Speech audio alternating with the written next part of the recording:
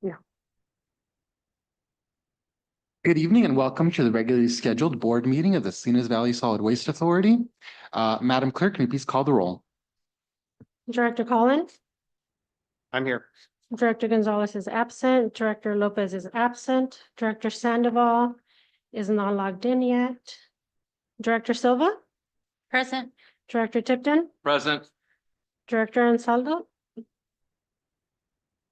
Alternate Vice President Church is absent and President Rocha. Here. Thank you. We're going to go ahead and move on to Pledge of Allegiance. Director Silva, can you please lead us in the pledge?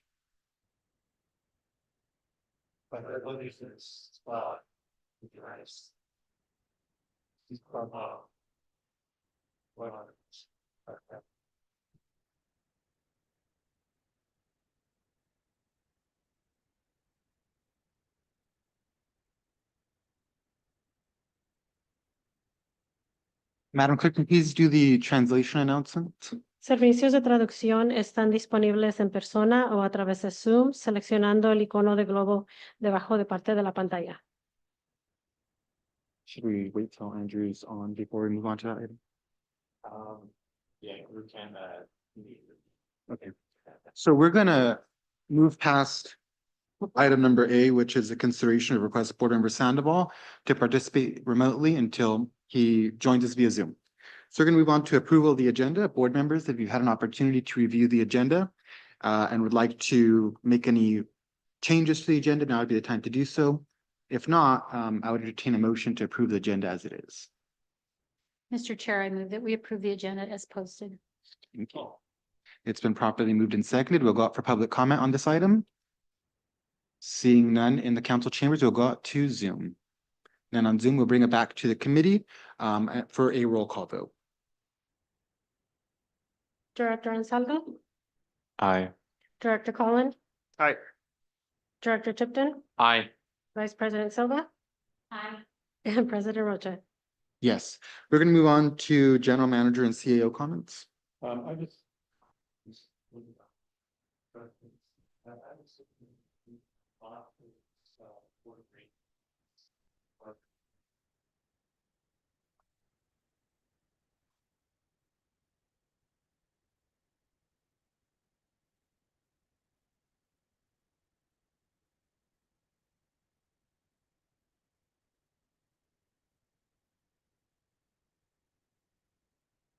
I will not be here. I will be at the fair with my kids and animals and stuff, and my fair dues.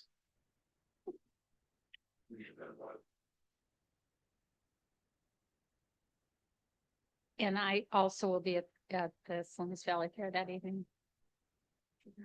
I won't be here because I'll be down there with my commitments down low.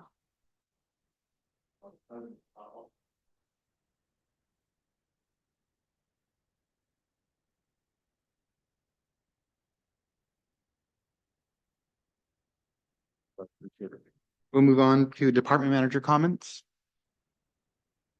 I just wanted to let the South County cities know that the rate packages have been reviewed for your hauler rates. And those are, Elia is working on scheduling those for the rate hearing. The only one I know for sure is that Key City's the day after Memorial Day, whatever that is, May 28th. And I think Gonzalez gets rolled into their overall rate hearing, so. And then Mandy? Or was that Do you have a question? Okay. Well, just want to say Happy Earth Month. Lots going on. So just want to make a couple quick reminders. Our tire amnesty collection is happening at all three of our events. That's happening now through May. So if you have any used tires you want to bring in, now's the time to do it. This weekend, several events, one of which is Greenfield's Community Cleanup. So that's happening at the Public Works Yard. And then we're also having our annual Natividad Creek cleanup in Salinas, part of Amor Salinas. So we'll be out there tomorrow. No, what's today? Thursday. We'll be out there Saturday, one day ahead. And then one other announcement Patrick had asked me to pass along to the board. So we're part of the Mattress Recycling Council. We accept free mattresses at all of our facilities. And they had sent us kind of a follow-up email letting us know that in calendar year 2023, our facilities diverted over 13,000 mattresses. So that's about 360 tons. And that was diverted from disposal. And they gave us a nice little fact that if you laid each of those mattresses end to end in a line, that's 17 miles worth of mattresses that did not go into the landfill, which is approximately, if you drove from Salinas, you just drove 17 miles here to Gonzales, which is fun fact. Anyway, that goes to a recycling facility, which has a 75% diversion rate. So just passing along that the mattress recycling program is working. So thank you. Thank you. Any other department managers? Seeing none, we're going to go on to item A, which is consideration of the request by Board Member Sandoval to participate remotely due to a health-related medical emergency that prevents his attendance in person in accordance with Government Code Section 54954.2. And this is going to be a staff report by our General Counsel, Roy Santos. Thank you, Mr. President. It's a kind of short report. Basically, the title of that agenda item is the qualifying factors. The only additional requirements would be one that Board Member Sandoval's camera must be on during the meeting. And if there's anybody present over the age of 18, they need to announce who they are and their relationship to the board member. And that's all pursuant to AB 2449, which was codified in the government code section that you cited. Thank you. We're going to go on to board member questions on this item. I'll ask a question. Director Sandoval, did you hear the requirements stated by our general counsel? Yes. Thank you. We're going to move on to public comment on this item in the council chambers. Seeing none, we'll go out to Zoom. And then on Zoom, we'll come back for director comments, and I'll start with Director Sandoval, if you have anything to share. Seeing none, all right. Nothing to share. Any I'll other? move approval. All righty. It's been properly moved and seconded, and because we have a board member participating remotely, we're going to do a roll call vote. Oh, sorry. Actually, unfortunately, Board Member Sandoval can't participate in the vote. The quorum present Understood. is voting to approve the remote His participation. Correct. All righty, so we'll do, should I do a roll call vote still on that one? Just to be clear, especially since we have a smaller quorum than normal, I would Understood. recommend it. So we'll do a roll call vote. Director Ansaldo, Aye. Director Collin, Aye. Director Tipton, Aye. Director Rocha, Yes. and Director Silva. Yes. All righty, thank you so much, and welcome to the meeting, Director Sandoval. We'll move on to what we were doing before, and that's general legal counsel comment. Just a quick comment for the board, in light of the performance evaluation I had with the board. One of the new things going forward, I'm going to try to do is make more use of my general counsel comments to provide updates for the board on things that the authority is working on from a legal aspect, and then any relevant changes in the law that affect the board members, the authority, and likely each member's jurisdiction will they typically overlap. And so I'll be sharing that much information as possible during the general counsel legal comment section. Thank you. Any questions from the board? Seeing none, we'll move on to board director comments, and I'll start the board director comments by welcoming our newest board member, Fernando Ansaldo from the city of Soledad. Welcome to our board, if you want to share a few words. Thank you. Yes, I was sworn in April 3rd, and April 3rd, I also was appointed on this board, and I'm very excited to learn more about Solid Waste Authority and represent Soledad. Welcome. Any other board director comments? Director Collin. Yeah. Couple things, and I want to apologize about the fair. I don't. I'm in that moment of like one day at a time. I can't think ahead, and so whenever I hear things like, so I'm a runner, so whenever I hear 17 miles, so with the Big Sur Marathon coming up, if we can get that to 26, then we can make the Big Sur Marathon even easier. Just have them run on mattresses. That's great. I have that image in my mind. But on a serious note, yeah, next year. But on a serious note, I just wanted to thank, we had partnership between Waste Management, King City and Bloom and the authority. We had our townwide cleanup and just wanted to thank the authority for having the household hazardous waste box truck. Do we have any numbers on that of what was collected by chance? The HHW came back at a little over 770 pounds, I think, collected, which is a little low, but I also know, I think it was supposed to be raining, so I think Liz with Waste Management was a little nervous about that, but that's the only tonnage numbers I have, but whatever I get, I will report in next month's activities report. Any other directors? Director Silva? I just want to thank staff for putting on a wonderful open house at the new educational center at Johnson Canyon Landfill. I attended it on April 6th. And I was amazed. It's wonderful and I can hardly wait until it's open to the public. So thank you to everybody. Thank you. Any other directors? Director Sandoval, do you have anything to report? All righty, we'll move on. We're gonna go on to public comment. Public comment is for items not on today's agenda, but within the subject matter jurisdiction of the Salinas Valley Solid Waste Authority. Public comment is limited to 3 minutes per speaker, and we'll start within the council chambers. Seeing none, we'll go out to Zoom. Seeing none on Zoom, we'll close public comment and move on to item B, the election of officers, and we'll receive a report from the nominating committee. And I'll go defer this to Director Sandoval. Thank you. We communicated directly with Director Collin, and we agreed to put forth the name of Director Silva as the alternate vice president. And we sent that information to Patrick and Erica, and that's our report and recommendation. Thank you. We'll move on to public comment on this item. Seeing none in the council chambers, we'll go out to Zoom. Seeing none on Zoom, we'll bring it back for board discussion on the recommended action to name Director Silva as the vice president for the Salinas Valley Solid Waste Authority. Any? I have a clarifying question. Yes. Is this for alternate or for vice president? Because I think Director Sandoval said alternate. So I'm not sure. Okay. To clarify, it should have been for vice president, yes. Okay, cool. Yes. Any other? Thank you, Director Ansaldo. Great first catch. Yes, I'll correct that. Thank you. I've been catching errors today. Oh, great. All righty. I'll seek a motion on this item. I'll move approval. I second.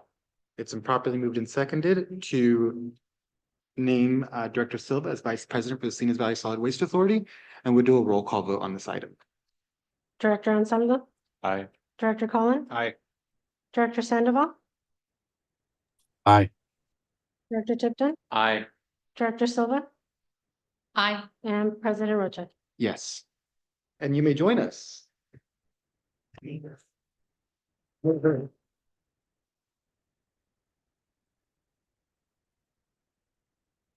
So prepared.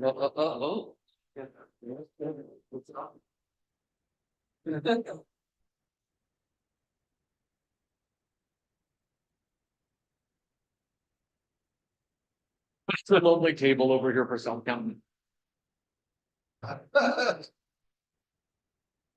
I missed having you up here. Is that a good for a bad thing?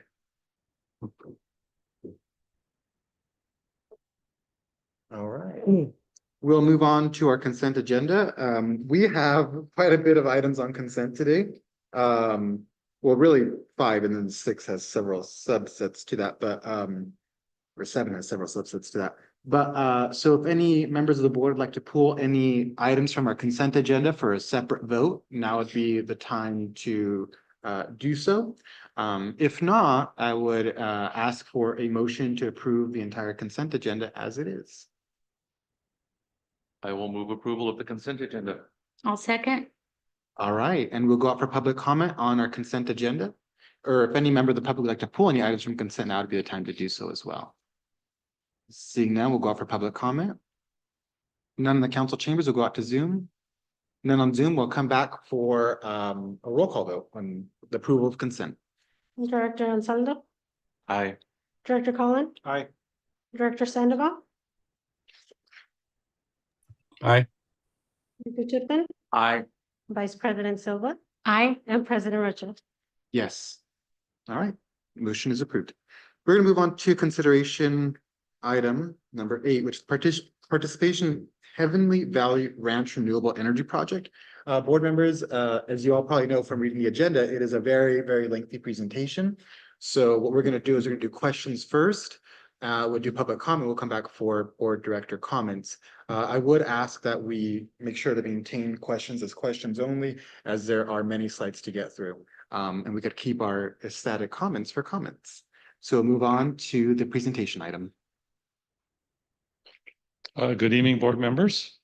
Patrick Matthews, General Manager. So as you know, we've brought a variation of this project back to the board back at the end of 22. This is a project that's sort of been in its growth and infancy for a couple of years now. And now it's coming to head with the partnership across the street that now owns the previous Gallo Fat Farm or the fattening farm that used to be across from the landfill. So I'll start by just talking a little bit about what this project is. So it's about biogas primarily. The ownership across the street is a partnership between Randy Pura, who's here in the audience with us, and Taylor Farms. They have purchased that property. It's now under planning for a long-term agricultural processing, cooler, other types of agricultural activities. So fairly large property. They are very interested, at least in the initial phase, of using energy from our landfill or energy sources that we can produce. So currently we have a small landfill gas to energy project, produces about 1.4 megawatts of electricity. That's enough energy for around 12 to 1,400 homes, 365 days a year. So while that sounds impressive, we actually have 2 to 3 times more excess gas than that plant can use. And the reason is that the gas markets and the infrastructure and economics around landfill gas to energy projects was really good when we built the first plant. They no longer exist, and therefore those projects can't really compete with conventional energy any longer because the price of natural gas has come down so far. So we've been flaring it. This is an opportunity, though, for us to take that energy, take that gas, create energy for what we call an across the fence user, which means bypassing PG&E in the grid, which is one of the driving costs for projects like this. So when you have someone that's right across the fence that can take that energy, or you have your own demand, we actually have our own individual demand for that electricity on the landfill as well. So these are all projects that collectively can actually benefit not just the authority, but the partnership across the street as they begin to develop that property for agricultural uses. So I also have Tim Israel here, who is representing Amoresco. Amoresco is our landfill gas to energy developer. They have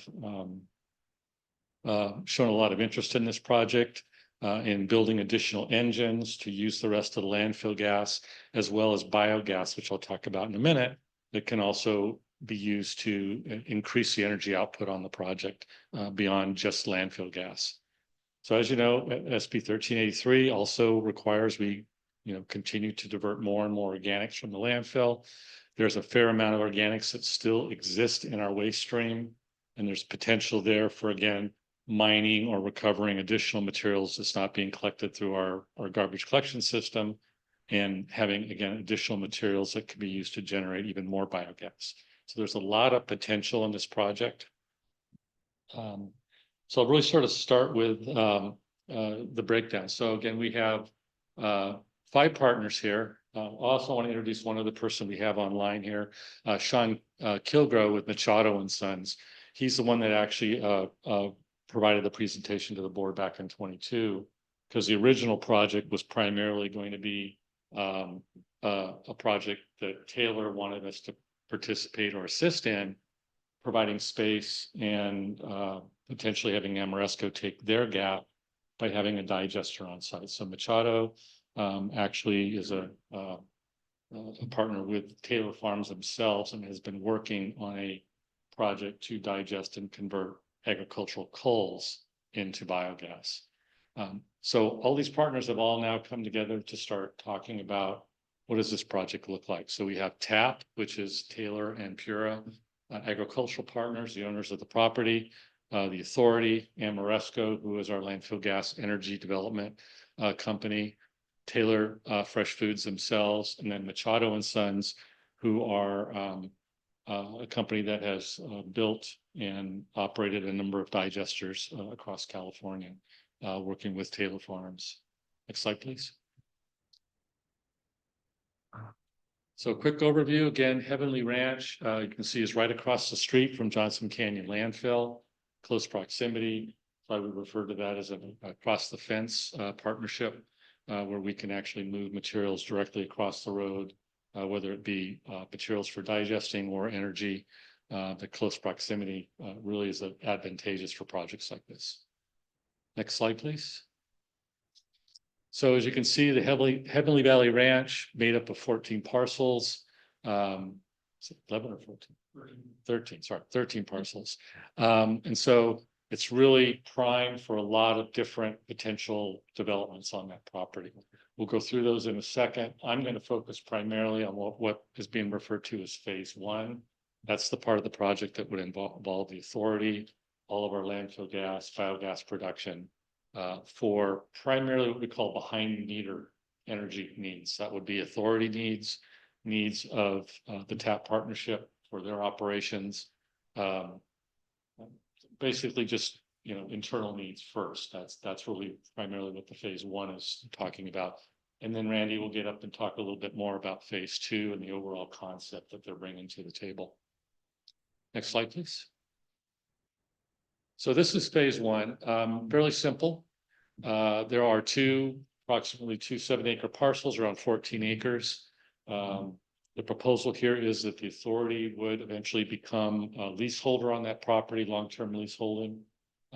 That provides advantages for the project. The authority can act as the lead CEQA agent, as we do for most of our projects. This would be our part of the project where we would have control of the property. We would be lead agency for CEQA. The landfill gas engine that is at Johnson Canyon potentially would be moved across to these parcels, and Amoresco would add additional engines to be able to process the remaining landfill gas that right now is just being flared for treatment purposes. So that's the first core concept of this, is really just finding a use for all of our landfill gas now. And of course, benefiting the authority through increasing the revenues, because we're getting a substantial revenue stream from the existing landfill gas. This would double or triple that royalty. The second piece would again be the construction of digesters on the property adjacent to the engines. Those primarily would, at least in the initial phase, would serve just the Taylor Farms needs, but the engines would also be able to handle processing that gas and converting it to electricity. So it'd be basically blending the authority's landfill gas with the Taylor gas, creating economies of scale that actually would benefit the entire project. And then third component would be the authority. We've been asked if we would be responsible for pre-processing all the agricultural material that comes in. So whether it's from Taylor or other entities that contribute coals and other clean organics to the process, that material would come to the authority in conjunction with our debagging operation. We can convert that material into a slurry, which is the first step towards digestion, which is to break the coals down into, in essence, a wet slurry that is open to digestion at a higher level.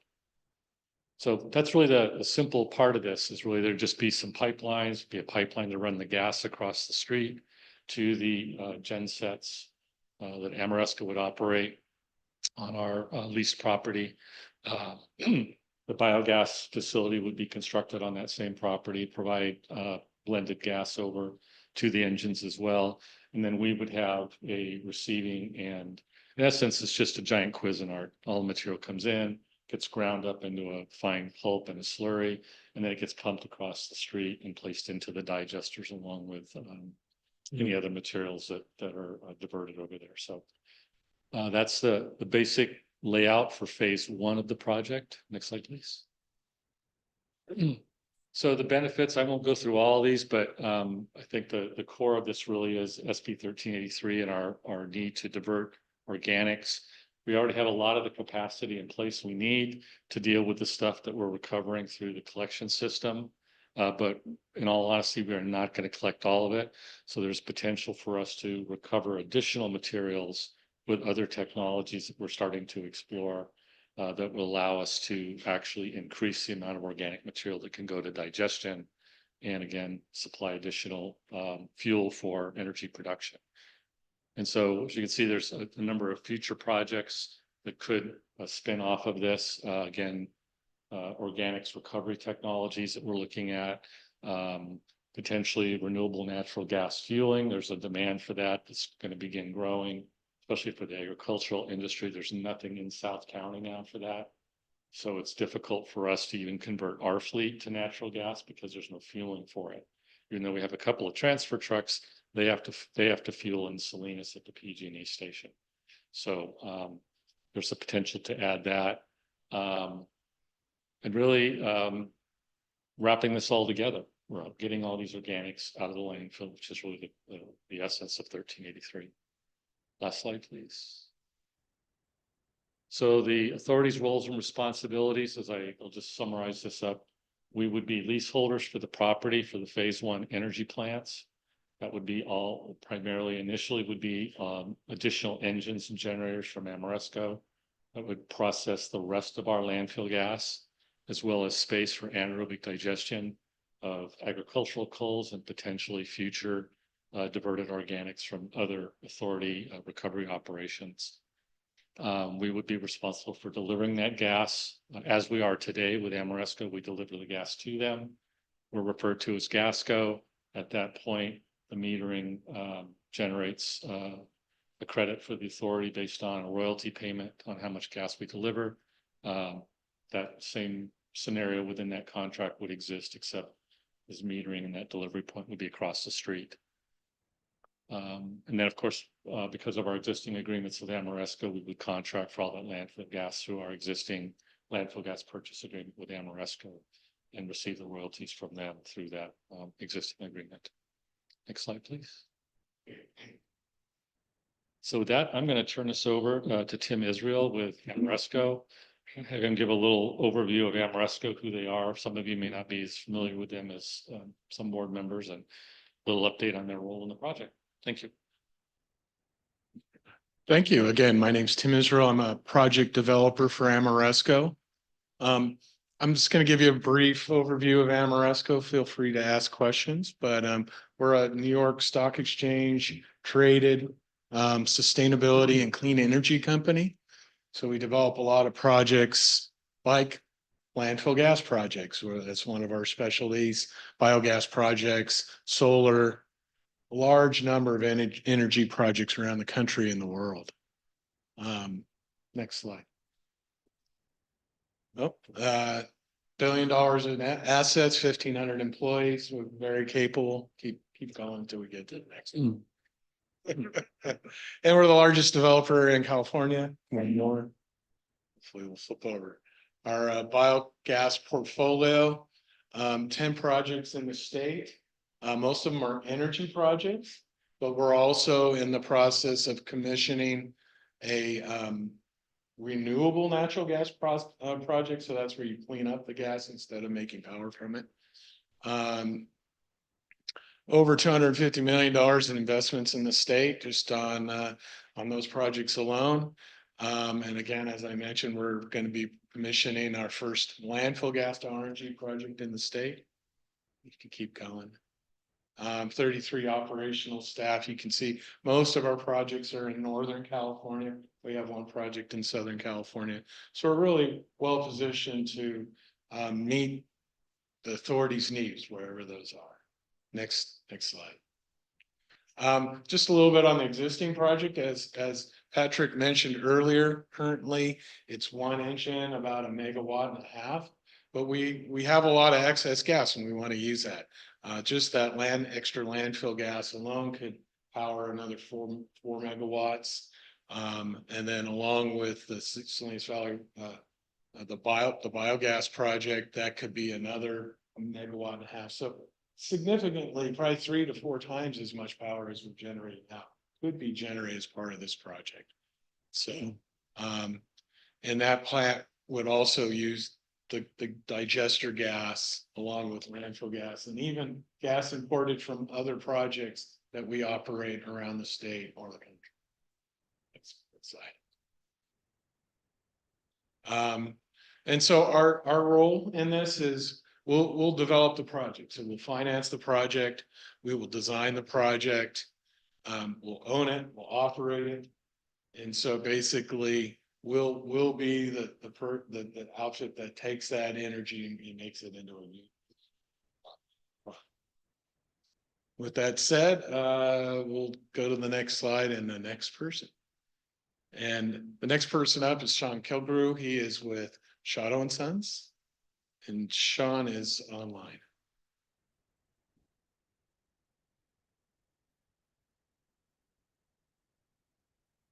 You're up, Sean.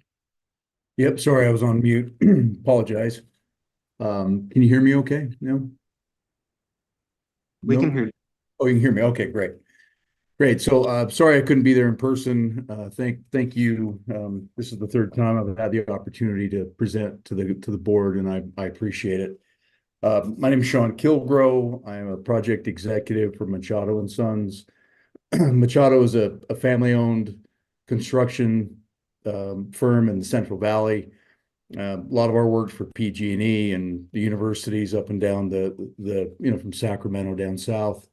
But we also do a lot of renewable energy work, specifically in the biogas space. We've installed over 100 miles of pipeline in the Central Valley for dairy digesters. And this project really is what kicked it all off when we collaborated with Taylor Farms to do something with the coals that they have that are generated in the valley. And they really need a different way to manage those coals than either feeding them to a concentrated feedlot or land applying them. And that's 300 tons a day. That's a considerable amount. And this idea of digesting that at Johnson Canyon or now at the TAP property is really an excellent way to do that. It's representative of a circular economy to where we're growing those vegetables and producing those coals through the processing in the valley and then generating the biogas and power right there as well. So it's really a good concept, and it's great to have it come this far and have the partners on board that we do. Essentially, as Patrick mentioned, we would generate a slurry at the landfill and pipe that to what would now is currently planned as 3 digesters on the TAP property. Each one is about 100 feet in diameter, 20 feet tall, 25 feet tall, with a membrane that holds in the gas. This facility will be built to expand. Right now, as is designed, it's a 1.5 megawatt system. And if we can scale that up, that number is going to go up. More coals processed and more power generated.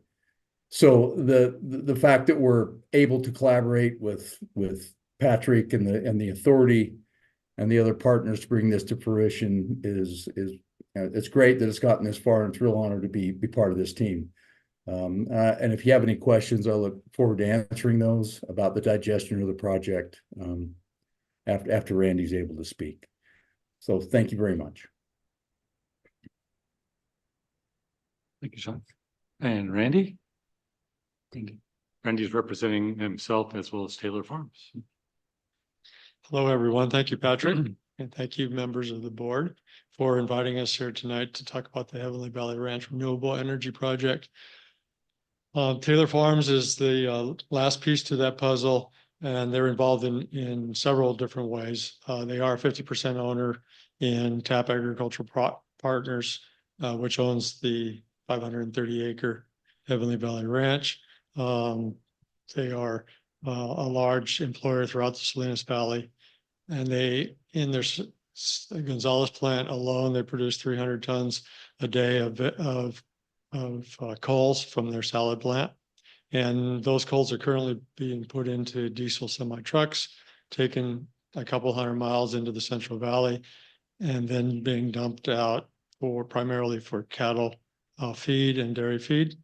So from a green energy standpoint, this is a much more favorable situation than burning that diesel and then having the cows eat it and expel their methane.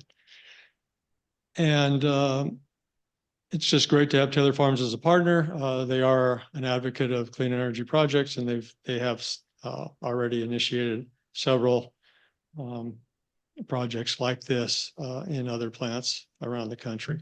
So this is a great team, a great partnership to make all of this happen. Next slide, please. In the longer run, there's an opportunity not only to produce electricity for the behind the meter uses, which would involve electrical uses that the waste authority requires, the slurry, the Cuisinart that Patrick talked about requires a lot of electricity to run it, push it through over into the digesters. And then our on-farm applications, we have 4 agricultural pumps. We have agricultural shop building, and longer term, there's potential other electrical needs behind the meter on that property. But in the long run, the city of Gonzales has a growth agenda. They're planning to annex about 700 acres between the city limits here to the east, which would be then adjacent to the Heavenly Valley Ranch property, and eventually build 3,000 homes on that property. And currently there is a lack of electricity available from PG&E, and the time horizon for PG&E to provide that electricity is anywhere from 3 to 5 to 15 years. So that could ultimately use even more of the methane produced out of the landfill as it captures more of the green waste and takes that through a digester as well. So what Patrick has presented today is the phase 1. It's the first small step, but then we could go on to the next phases of the project. Next slide, please. And as I said, there currently is limited supply available for the city of Gonzales. And the timeline for PG&E is again 3 to anywhere up to 15 years. And so the solution for that is to have the renewable energy project on Heavenly Valley Ranch in conjunction with the Gonzales Electric Authority, which is already in existence. And together we could generate the green energy, and the city could bring it over and use it for their growth needs. Next slide, please. So Patrick put up the phase 1, which is the pink and green lines. The green line is the slurry for the biodigesters. The pink line is for the methane gas coming out of the landfill.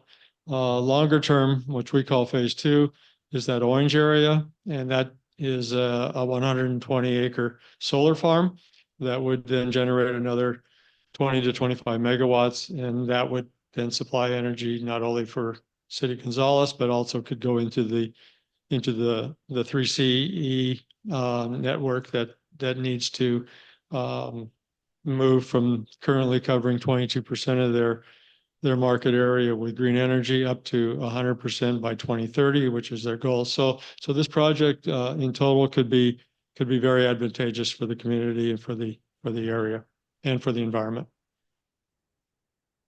Next slide. And the final piece is those red lines. The red line to the far right is a 115,000 volt transmission line that's just to the east of our property, and then it would come across and potentially be the red square there, which would be the PG&E 90 megawatt substation that could also be located here. And then that would provide the distribution capability to take all of this green energy and move it around. Next slide, please. Phase one is using the Solid Waste Authority as the lead agency. And we're working in tandem with them and Amoresco and the other partners to start working on the land lease and then the entitlement permits to build this project. Phase two, this county of Monterey is the lead agency for that. And we're working with Lombardo and Associates in Salinas to work on the entitlements and permits for that as well. But the solar field on non-prime agricultural land is really pretty benign. There isn't any water use, there isn't any traffic. So we're optimistic that that can move through the county process on a negative declaration basis as well. So these two projects could go in tandem, but fairly closely related. Next slide, please. So we're about to the next step in the Q&A session. So Patrick, you want to take it back? I'll just finish up from here. Okay. So really what Thank you. staff's looking for tonight, it's just some direction from the board. Questions, obviously, I think are the most important part. But our next steps really is due diligence. You know, before we start committing lots and lots of staff time, we want to do some basic due diligence. The first would be, you know, to develop a checklist of action items, timelines, things that have to be achieved. So there's a clear map for how we get from here to phase one. And phase two to some degree, but that is, you know, less involved. Phase two involves authority a lot less than phase one. Phase one is really the piece that we're interested in first and foremost. And then the second part is to start the CEQA initial study. That's something we can do in-house. And to start looking at, you know, what are the pitfalls in CEQA? What are the environmental issues? The initial study is, those of you familiar with CEQA, that's the first step where you do a baseline 50,000 foot evaluation of the project and say, okay, what are the areas we have to be concerned about that might require mitigation? Or more importantly, what level of CEQA do we need? Because, you know, if there's significant issues, we may need to do full EIR. We don't think environmental projects like this are going to need that. But at a minimum, projects like this are going to need at least a mitigated negative declaration, which has some mitigation measures for lesser issues. But again, that's all determined in the initial study. So we would be looking to do that as a first step in determining the level of environmental review. And the third part is to begin to develop business points for the lease. There will be a long-term lease between the authority and the TAP partnership, as well as modifications to our existing agreement with Amoresco. We have two agreements with them. We have a lease agreement and we have a landfill gas purchase agreement. Both of those agreements would come into play and have to be modified to accommodate Amoresco relocating that operation across the street where it's more cost effective to have it on that property. So really that's what we're looking for tonight is one, questions, and two, authorization from the board to start the due diligence part. And of course, we'll be back in front of the board very frequently as we go through due diligence to make sure everything's clear and the process is going forward as planned before the authority makes any significant commitments to move everything over or to start signing agreements. So tonight, we're just looking for authorization to do due diligence and get that started. Thank you for your presentation. We'll go out to questions from the board and we'll start with Director Collin.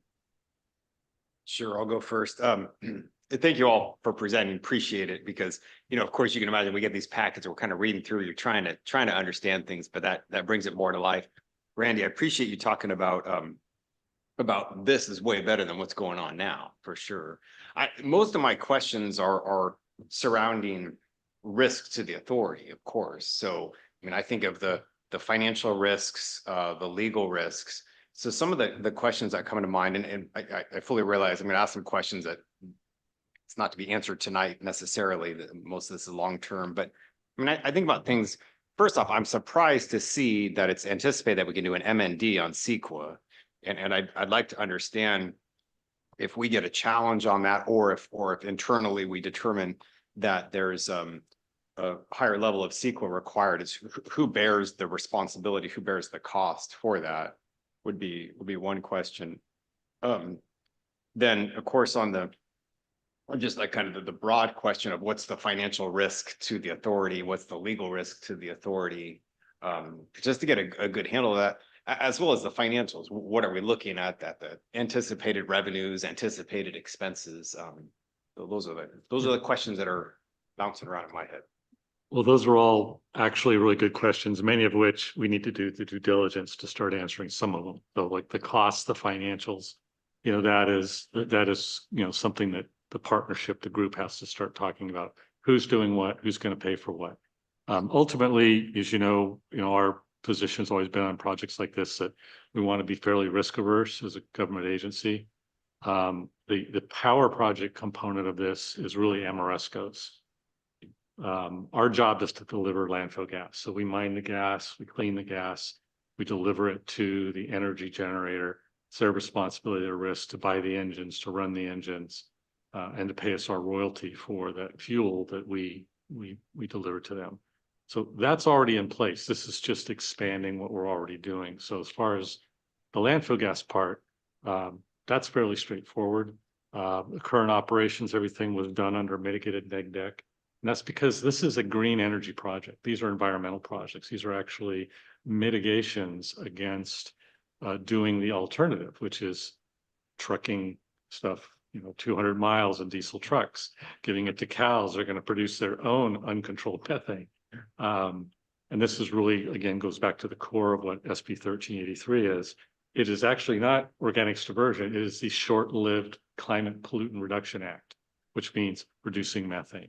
Methane is a short-lived climate component. So typically projects like this, and I'm not saying, we can't, until we've done the initial study, we can't say this for certain, but generally speaking, projects like this can get through with a mitigated neg deck because there's not a lot of impacts. It really is all, most of what happens is beneficial. Yes, there's construction impacts. There's traffic impacts to some degree, but a lot of the culls from Taylor had been actually going to the same property for land application for many years. So that trucking has been going up and down that road, or to feed the cattle that used to be on that property. So again, is it really going to increase existing conditions? Those are things we'll have to determine and decide if we need something beyond a mitigating neg deck. Financially, the authority at this point, our initial investment is going to be things like pipelines, running a pipeline into the road.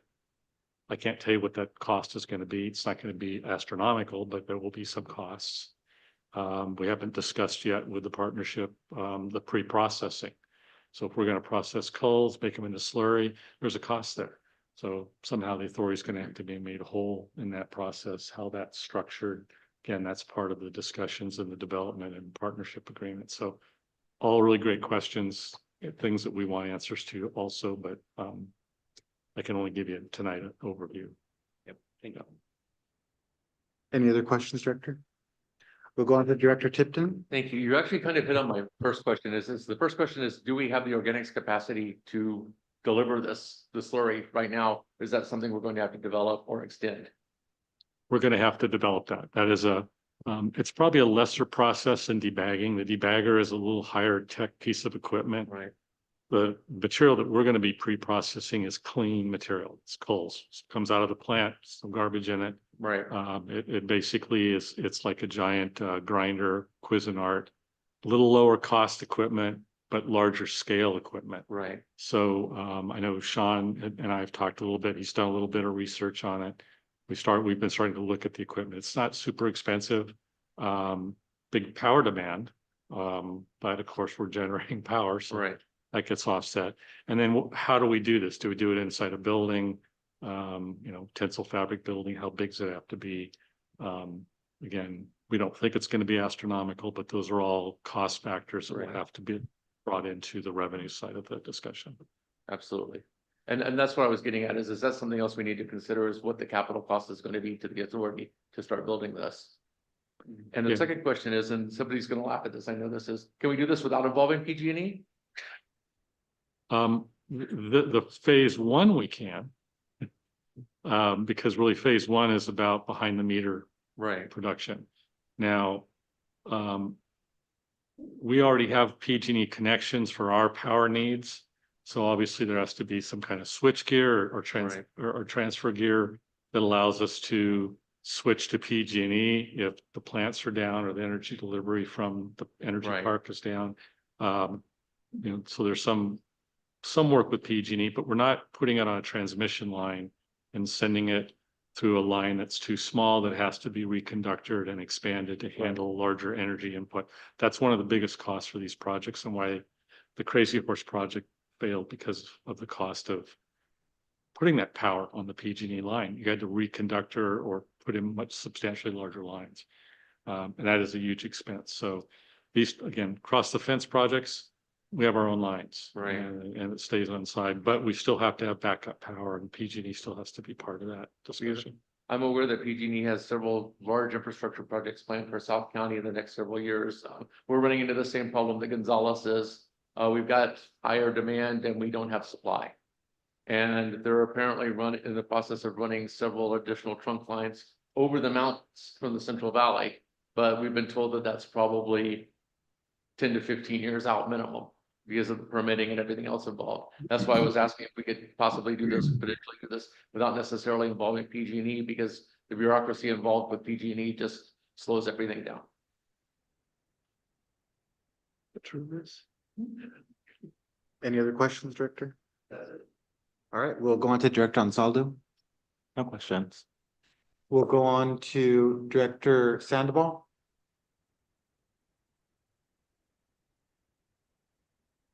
Is he still with us? No questions. All right, we'll go on to Vice President Silva. Thank you, gentlemen. I'm glad because I was able to hear this at our city council meeting recently. I just have one quick question, and I think it would be aimed to Sean. And that's with regards to the slurry after it's digested. Is there a byproduct? And if there is, what happens to that byproduct? Yeah, that's been something we've been working on for a while. And we think we found a good solution for that. And there is a byproduct, which is really an organic water that comes out of it. It is a digestate. The retention time in those digesters is 30 to 40 days. And through that process, the cleaner water, the water that's no longer being digestate, wears out of that tank, and then will be collected outside. The plan right now is to potentially water all the grapes with that organic water. And we may need to clean it before we present that as water to the grapes. But currently that's the thinking, is we will be able to utilize that digestate for the crops. Thank you.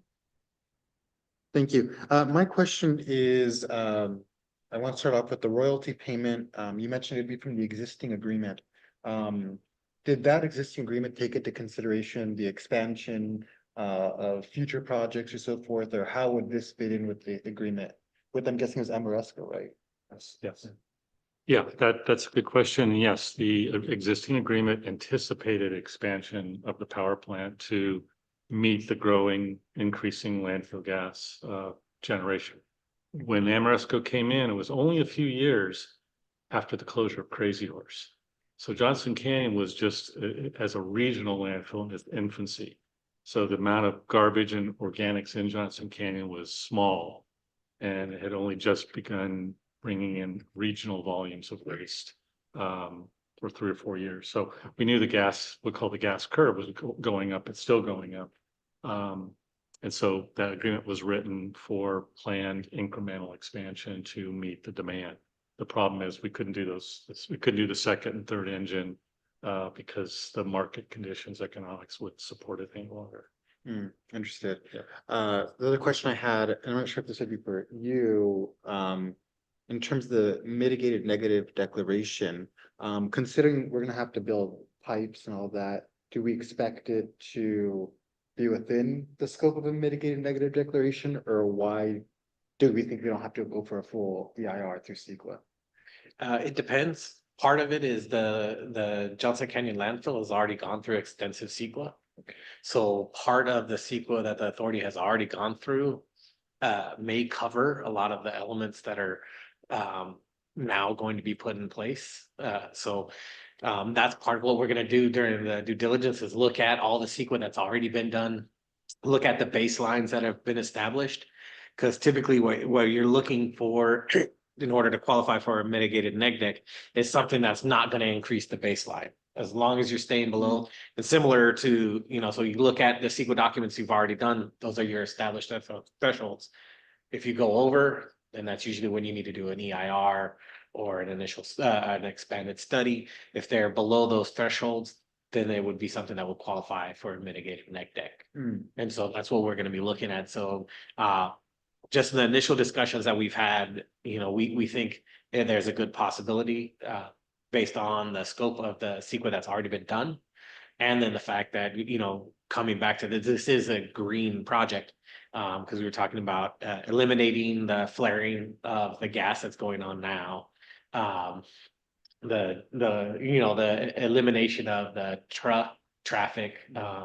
So with all those things, that kind of helps, that helps look at the overall impact that the project has on the environment and gets it more in line than what we say traditional project would be for a mitigated neg deck finding. Do you know when that original CEQA analysis was done, or the one that would be operating within?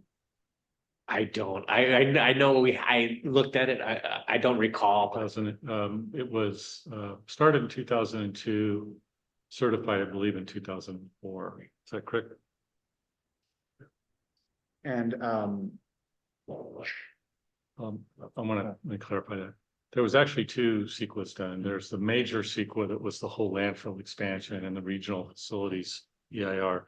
Then there was a second one that was done specifically for landfill gas development. That was a mitigated neg deck. And that's the CEQA document that's been used for the existing landfill gas to energy project.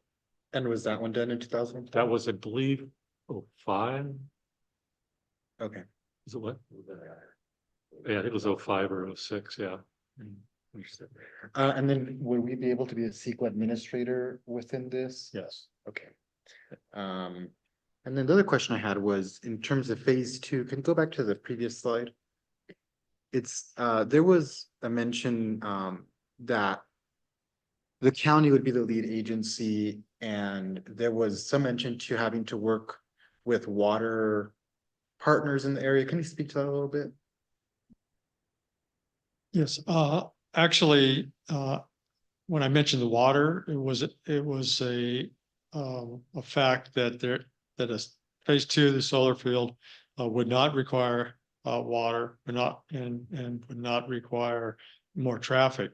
And those are a couple of the key things that trigger the full CEQA EIR. So Lombardo and Associates is thinking that this is relatively benign. This is not prime farmland, and it's a green project.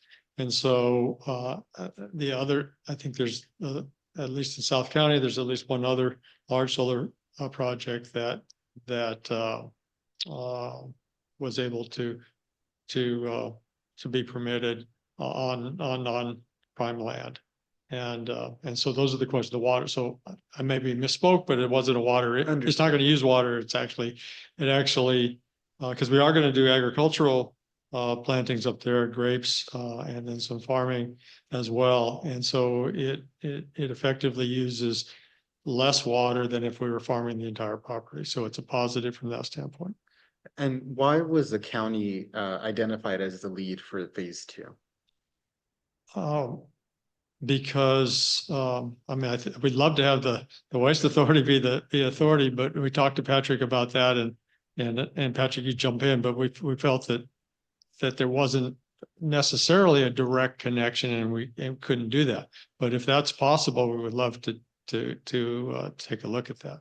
Yeah, I think that's really they're really sort of separate projects. The phase 2 is really about solar, and potentially bringing in the high voltage substation, serving Gonzalez's needs, whereas phase one is really, it's organics recovery and conversion to energy, and it's handling the rest of our landfill gas. So that really is, we're trying to keep we're trying to stay in our own lane.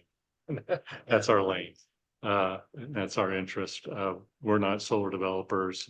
We don't have any connection with the solar part of this project or with bringing in a high voltage substation. So those really make that a separate standalone project. That's really part of TAP's broader development on that large parcel. And then I would add that the part that gives us the authority to do CEQA is the fact that we will be leasing that property and have a long-term lease on it. So it's actual authority property. So because this section isn't slated to be authority property, that would be another limitation in the appropriateness of who does a CEQA. Since it's in the county and it's within their sphere of influence, they would be typically the lead agency. And ultimately in phase one, we're producing electricity and we're going to be, or we in Amoresco will be delivering it to TAP for their other behind the meter uses, as well as potentially taking some for ourselves. So I'm trying to keep that distinction clear. That makes sense to me. All right, so I do have one more question. Yes, Real go quick. ahead. Since we are actually removing agricultural property and repurposing it for the solar farms and things like that, are there Williamson Act ramifications to this? This property is not in the Williamson Act. So that's positive, and it has not been actively farmed other than the solar field, other than just in dry farm barley. So it isn't in row crops or produce. okay, thank you. And for clarification, the Williamson Act, if you want to clarify, we have a new board member, as GM. I'll be honest, I know enough about the Williamson Act to be dangerous. I don't know all the ins and outs, but effectively there's limitations on removing producing agricultural land for other purposes. There's very strict requirements on how you can either eminent domain that property or remove its zoning and its use from agricultural related uses. There we go. All right, any other questions from the board? Okay, so we'll go out for public comment on this item. Seeing none in the council chambers, we'll go out to Zoom. Seeing none on Zoom, we'll bring it back to the board for final comments and direction. I'll start with Director Cullen. I think you hear our support for this, and let's move forward and get those questions answered. And then for phase two, let's set our watch for 15 years for PG.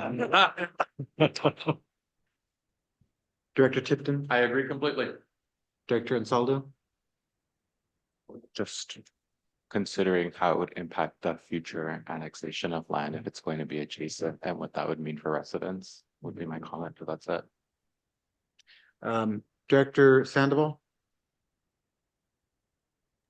Yes, I'm in support. Vice President Silva.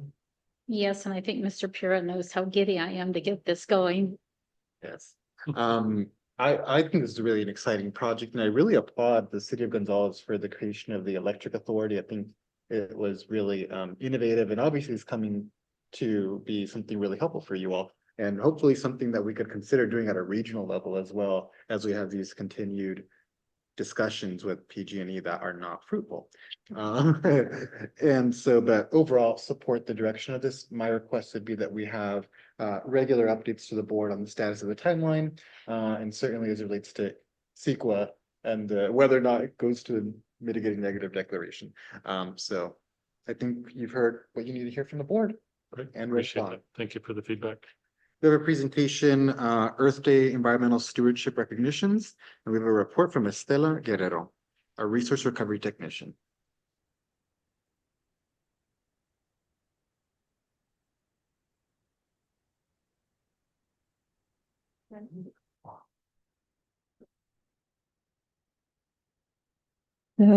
Good evening, Mr. President and members of the board and the public.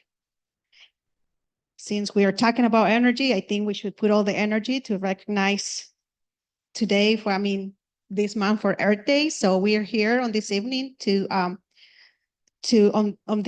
recognize Earth Day month of 2024. And we're recognizing these 4 individuals who go above and beyond to connect people to the planet. Their outstanding commitments and dedication to helping restore, establish, and create and manage community and pollinator gardens to increase biodiversity and to grow nutritious food with more sustainable practices. So tonight we're recognizing Laura Murphy, a soil scientist, Zoe Kershaw, a science conservationist and an urban agriculturist, Jasmine Rubalcaba, a science field manager, and Julie Lawrence, a master gardener and composter. Laura, Zoe, and Jasmine's work for the Resource Conservation District of the Monterey County, and Julie works for Rancho Cielo.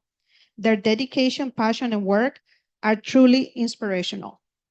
They embody the notion of making Earth Day every day because of their passion for making positive changes in the community, focusing on helping to create new gardens in the community, restoring new gardens that had been abandoned or forgotten, providing grants to create new pollinator gardens, supporting the ag community to eradicate non-native species from our wetlands, and volunteering to keep gardens well run that in turn help others to continue to grow their nutritious food. Their work is making a substantial impact, not only for the Salinas Valley, but also in the Peninsula cities. It is with great honor and appreciation that we can present this award to the following awe-inspiring women for their outstanding commitment and excellence to environmental stewardship. So I just want to say thank you to Lori, Sue, and Jasmine, and Julie for this appreciation. So I'm going to start with Laura Murphy, because as you know, for those people who came to the grand opening, we have now a pollinator garden. And the first point of contact was Laura Murphy. So she introduced us to this grant. And basically we did a partnership with them, and they established a beautiful pollinator garden that we have at the Ed Center. So this recognition goes to Laura Murphy for being a pillar in the community by creating environmental programs that enhance and improve Californian biodiversity, protect our natural habitats, restore the soil, and support our local communities. This award recognizes your tireless effort and focused engagement in supporting the community to grow food with more sustainable practices. And Laura Murphy.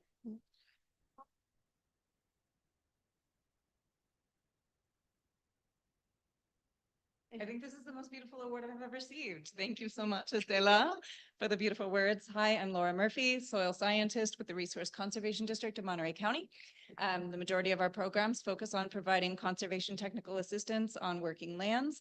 And we've been building our capacity to work in more educational outreach, community-centered spaces in urban gardens, and also establishing pollinator habitat and demonstration gardens such as Estela's invited us to participate in. Thank you so much for this recognition. And let me give you a favor. Oh, actually, I'm just gonna do, you can take the other one. Okay. So the next person that is here that we want to recognize is Julie Lawrenson for being a great environmental steward to our local gardens and communities by supporting them with their tireless volunteer work, resources, and knowledge. Your dedication and the beauty of your work inspire the community to create well-run gardens to grow organic and nutritious food. One of the things that I want to say to Julie is that we met like maybe 8-9 years ago, and we were partnering with Rancho Cielo to do composting workshop. And look at her garden. It's just amazing. I don't know if you have ever been to a garden and find wheat, go to that one. There is no wheat. I'm like, I don't know, Julie, how you do it? And it's basically just Julie. She volunteered at Rancho Cielo for 8 years. She just barely got hired to, so temporary work, or well, she will explain it. But if you want to see a beautiful garden, well-run, organized, see the most beautiful vegetables, go to the garden and visit. It's just beautiful and very inspiring for us that we have the Ed Center to have something similar like Julie.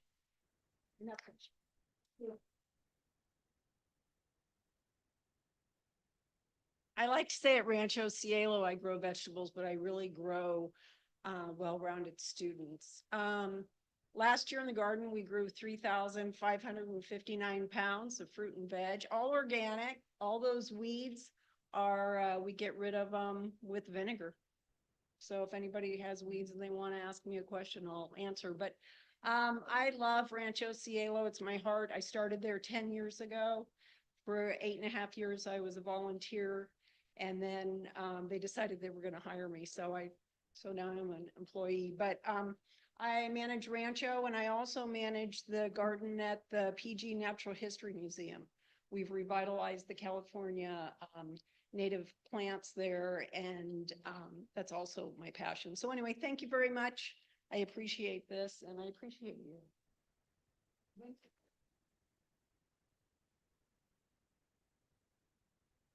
Shall we take a picture with the board? All righty. Board members, go to the front.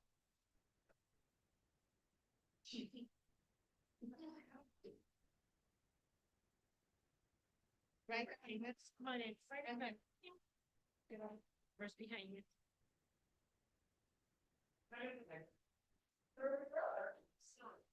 First vinegar, like these Harvard loves, put it in sprayer. Not maybe not. Yeah, gives you a little last feel.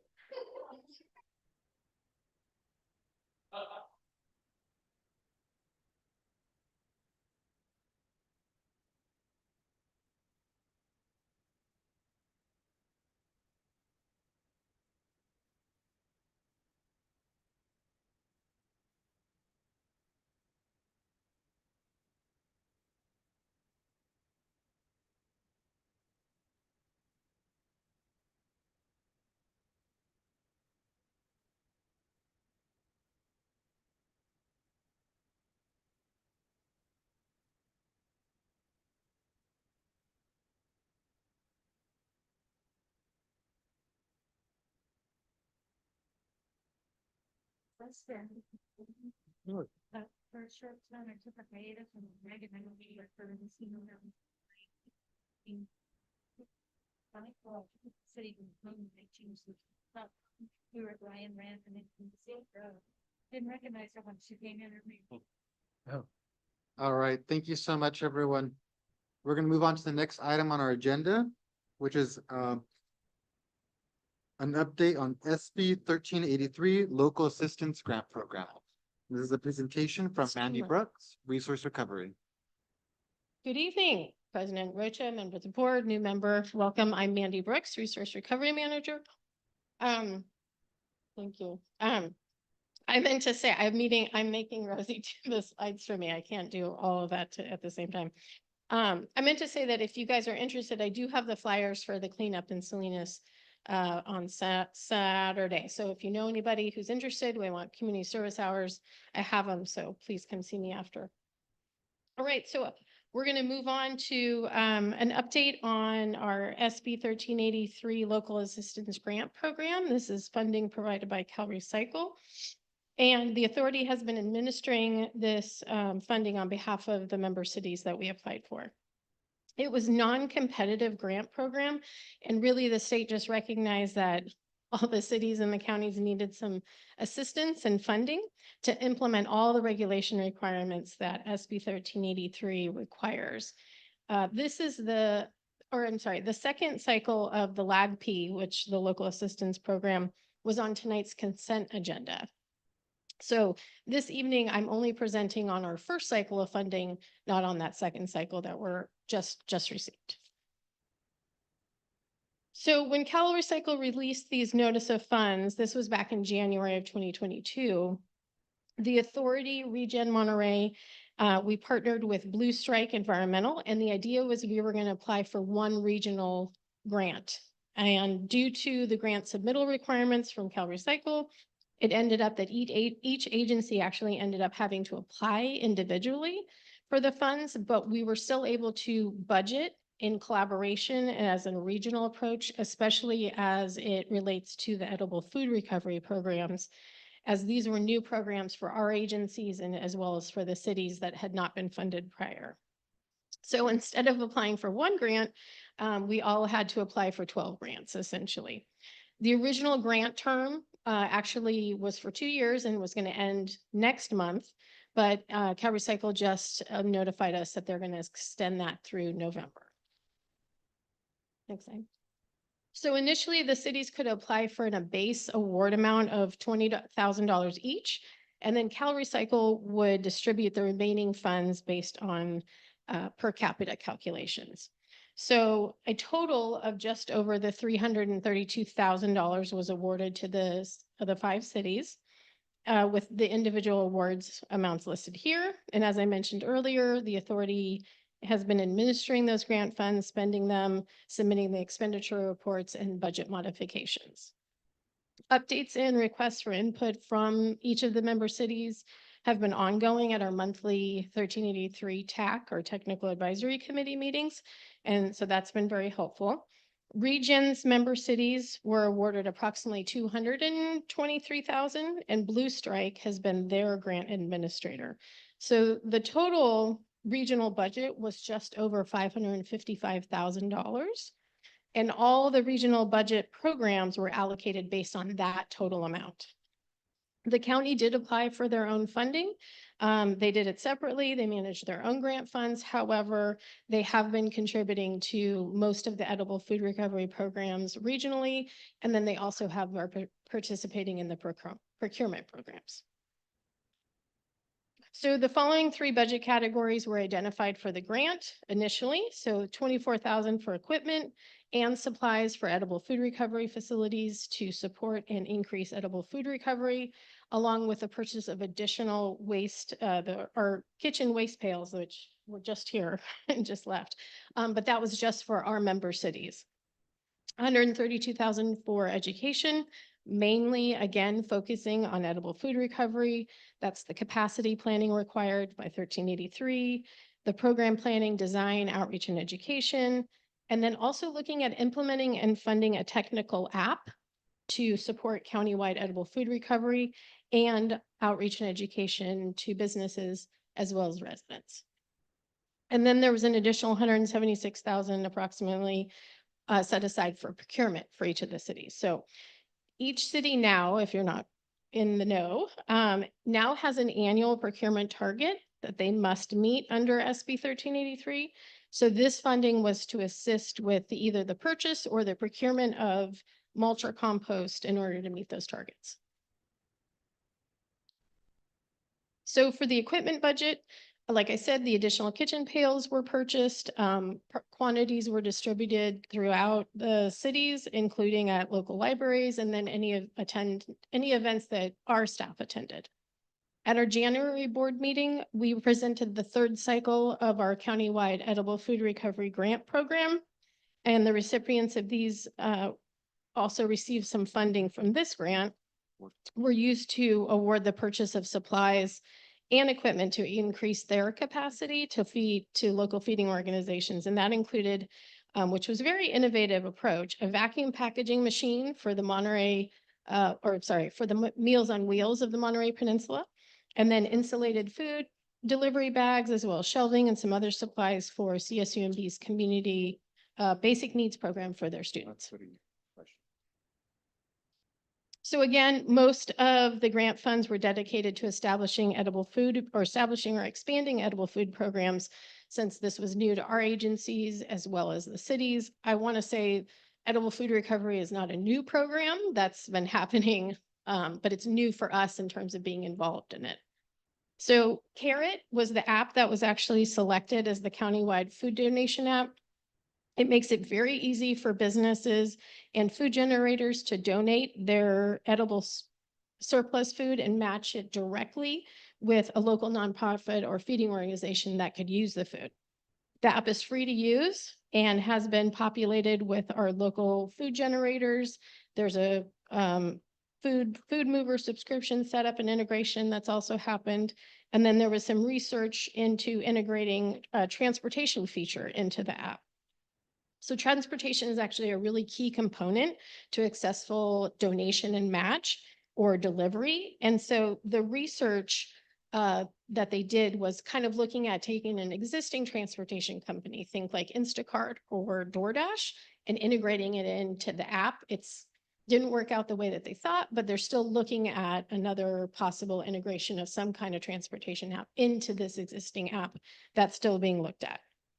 So in addition, though, Carrot actually allows the user to track their food donations, compliance, inspections, as well as generate reports. And this is all required for 1383, not only for the food generator, but also for the food recovery organization.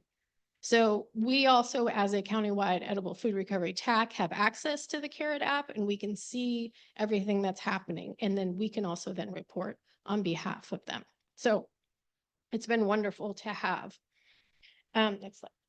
So education and outreach, these are some of the items that we've printed or produced as with the grant funds, which includes just updating our brochure, which we've been using a lot with all the outreach and education our staff has been doing.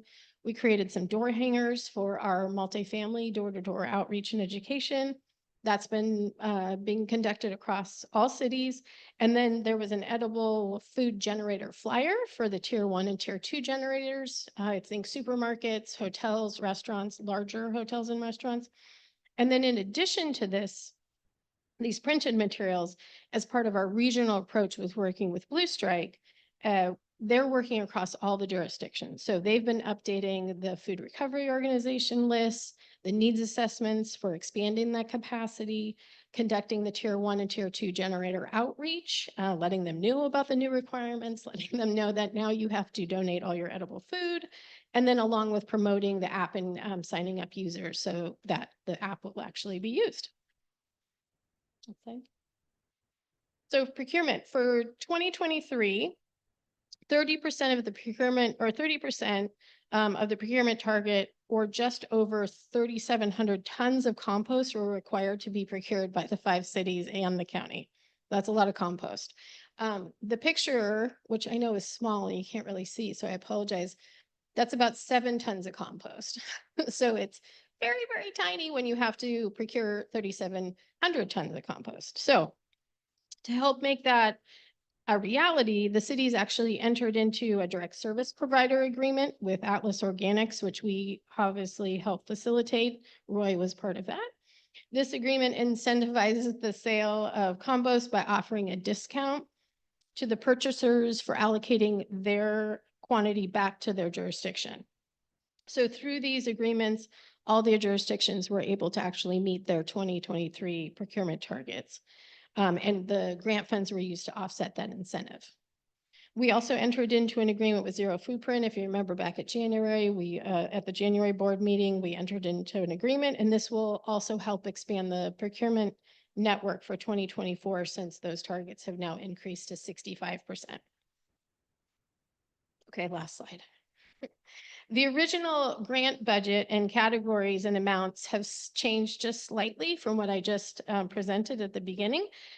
Because as we got closer to the end of the grant term, we realized that some of the funding that was allocated to procurement budget, we didn't have any need for because we had already met all the procurement goals. So each city's total funding is still basically the same as what I showed you at the beginning. There's just been some minor adjustments to the budget category and a new budget category added. I just want to note too that in the compliance category, Gonzales had a larger amount of unallocated procurement. And so that's why your amount is a little bit higher than the other cities. So the grant manager approved that, and we were able to add a compliance category. And this actually had helped fund the quarterly SB 1383 organic sampling requirements that happen every quarter now at our Holland Road Transfer Station and our Johnson Canyon landfill. They are reported quarterly to Cal Recycle, and we do it with our quarterly disposal reports.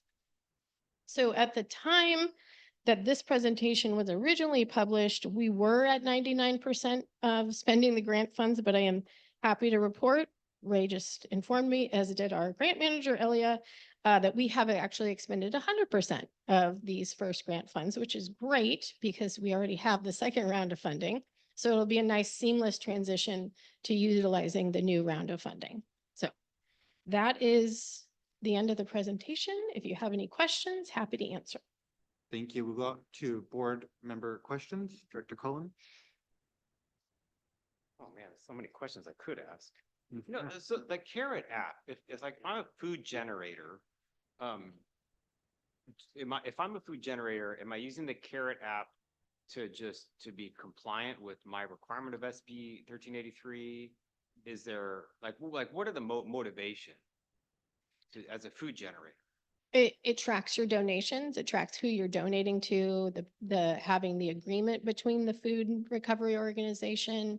And it's also free to use. You just sign up and say like, I've got 2 pallets of donuts, or that's an example. And I'm not going to use them and they're good and edible and I don't want to throw them away. And somebody's going to say, I'm food pantry, Soledad Food Pantry. I want the donuts. We're having a mixer. We're going to come pick them up and utilize them and make that connection, which you otherwise wouldn't necessarily have. Like if you're a generator up in North County, you're not going to you don't know all the food pantries, right? And you don't know everybody's need and you don't know who can come pick up, but this is like real time. I'll come get it like today. But so is part of the motivation then, if I'm a food generator and I can donate my stuff, I mean, because this goes beyond just goodwill and it feels good to give. I mean, is part of it then the reduction in the cost that they would otherwise incur to dispose one way or another of that waste? Well, now the food generators are required Yeah. to donate any edible food. This is a way to track it. Okay. No one's yeah, ever tracked it before. good. So that goes back to my original comment. It's for the compliance. There's the carrot. Sure. Okay, thank you. Thank you.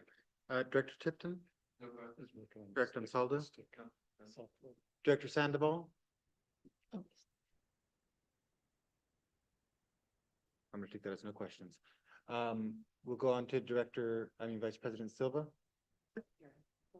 No, not longer. And I have no questions myself. We'll go out for public comment on this item. And we do have a member of the public one.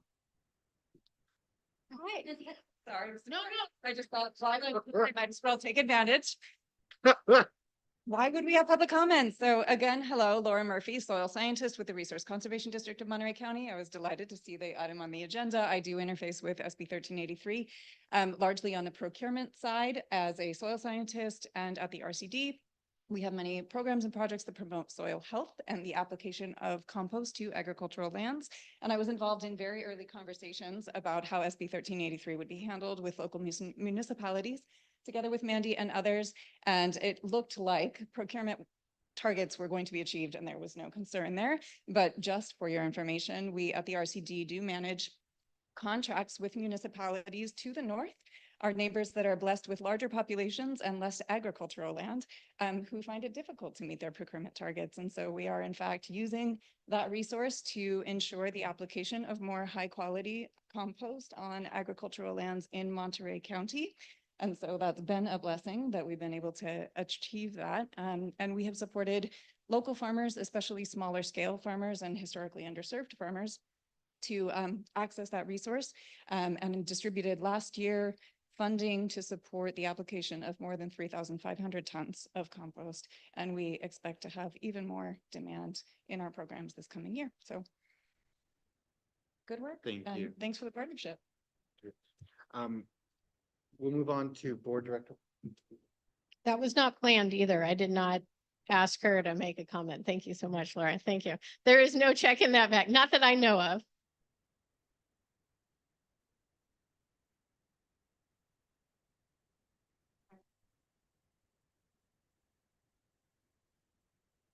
We'll go on to board director comments. Director Cullen, Director Tipton, Director Ansaldo. Yeah, the Carrot app seems really interesting and I hope to see it being utilized, especially maybe our universities for food insecure students. Absolutely. I don't think Director Sandoval's with us anymore, so we're gonna go on to Vice President Silva. No comments. And no comments on my end. I don't believe we went out for public comment on our previous item, which is the Earth Day Environmental Stewardship Recognition. We got overzealous and took pictures and then ran away. So we're gonna go out for public comment on Earth Day Environmental Stewardship Recognitions.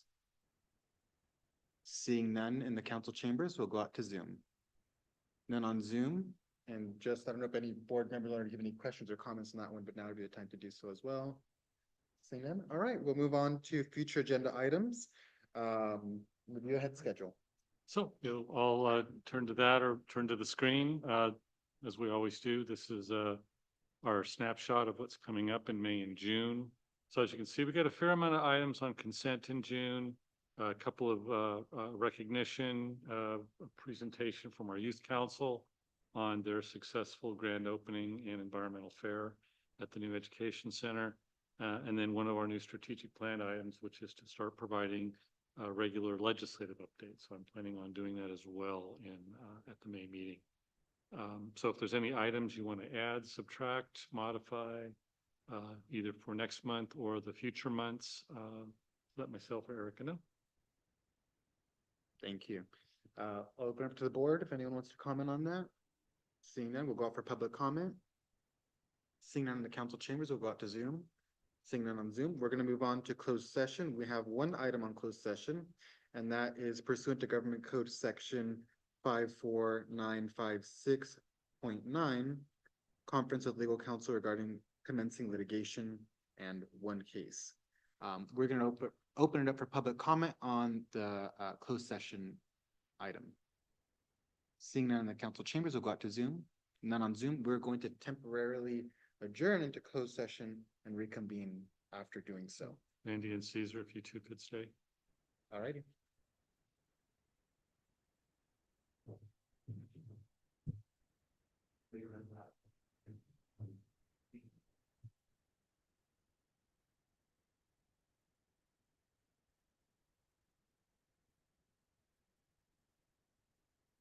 Stretch.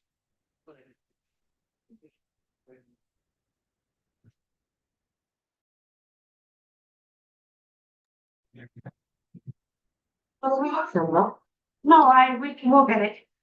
Thank you. Huh?